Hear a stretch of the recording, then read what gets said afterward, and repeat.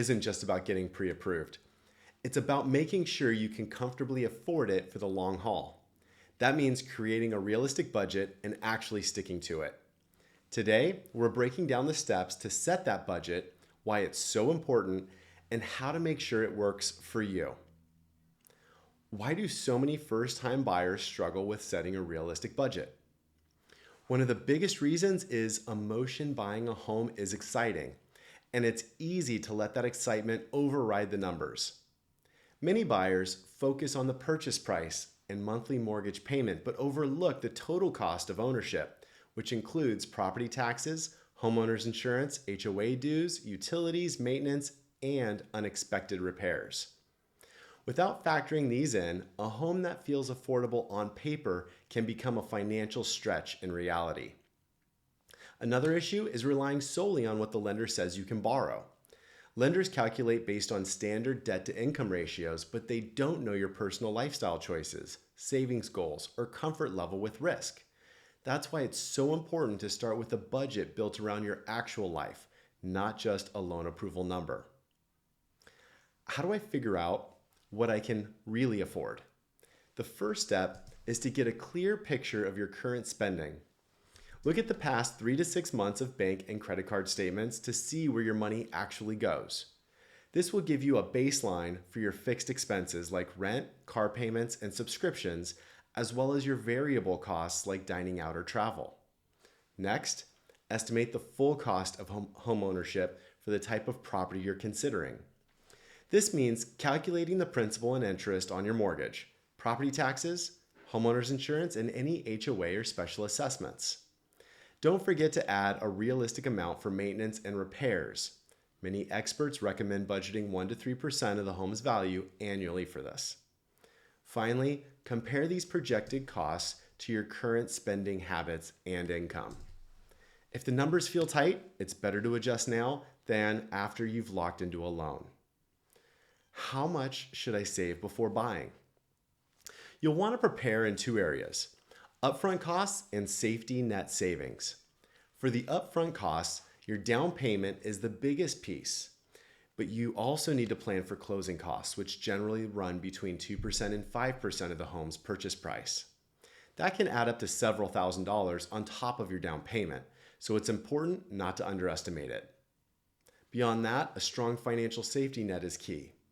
Owning a home means you're on the hook for repairs, appliance replacements, and seasonal upkeep. Having at least 3 to 6 months worth of living expenses set aside in an emergency fund gives you a cushion so one surprise doesn't derail your finances. If you can, it's smart to keep this emergency fund separate from your down payment savings so you're not tempted to use it at closing. Are there simple rules or frameworks to guide my budget? Yes. There are a couple of popular guidelines that can keep you grounded. The 50-30-20 rule suggests 50% of your take-home pay is spent on needs, including housing, 30% on wants, and 20% on savings and debt repayment. This can help you balance home costs with the rest of your life. Another is the 28-36 rule, which is more specific to mortgages. Housing costs should be no more than 28% of your gross monthly income, and your total debt payment, including your mortgages, car loans, credit cards, and student loans, should stay under 36%. Now, these aren't hard laws, but they're useful benchmarks to ensure you have breathing room in your budget. If the numbers you're seeing in your home search push you over these limits, it's a sign to adjust your price range or wait until you have more saved. How do I actually track and stick to the budget once I set it? The key is to make your budget a living, breathing part of your financial routine, not something you set once and forget.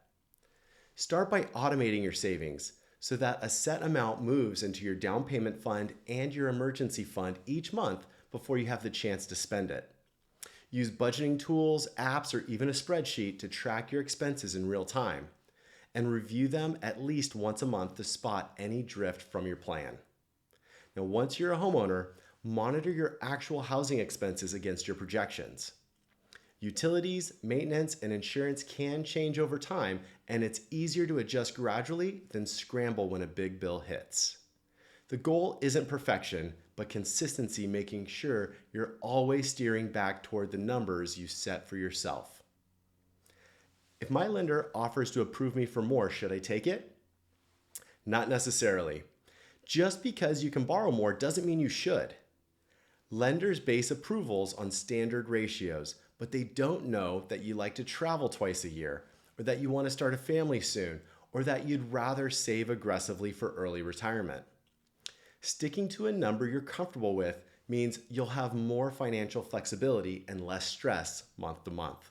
In fact, buying below your maximum approval amount can give you a cushion for rising interest rates, property taxes, or unexpected costs. And that peace of mind is worth far more than a slightly larger home. Setting a budget is about protecting both your home and your lifestyle. It's not just about affording the mortgage today, it's about making sure you can keep living comfortably for years to come. Track your spending, plan for surprises, and stick to your number, no matter how tempting it is to go higher. That's the real key to buying with confidence.